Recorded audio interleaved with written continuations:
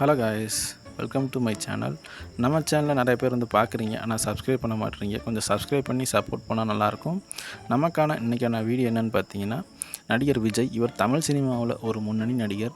இவர் கடைசியாக படத்துக்கு சம்பளம் மட்டும் பார்த்தீங்கன்னா 250 கோடி ரூபா. இவர் இந்த நிலைமையில் பார்த்தீங்கன்னா தமிழ் சினிமா விட்டு விலகிறேன் அப்படின்ற மாதிரி வந்து செய்தி முன்னதாகவே வந்துருச்சு. இவரோட கடைசி படமான 69வது படம். இந்த படத்துக்கு வந்து பெயர் வந்து வைக்கலை. இந்த படத்தை டைரக்ட் பண்ணுறது பார்த்தீங்கன்னா H1. இந்த படம் எந்த ஜானரில் இருக்கும் அப்படின்ற ஒரு கேள்விக்கு பார்த்தீங்கன்னா, இந்த படம் கண்டிப்பாக ஒரு அரசியல் ரீதியான படமாக இருக்கும் அப்படின்ற ஒரு அப்டேட் பார்த்தீங்கன்னா வந்திருக்கு.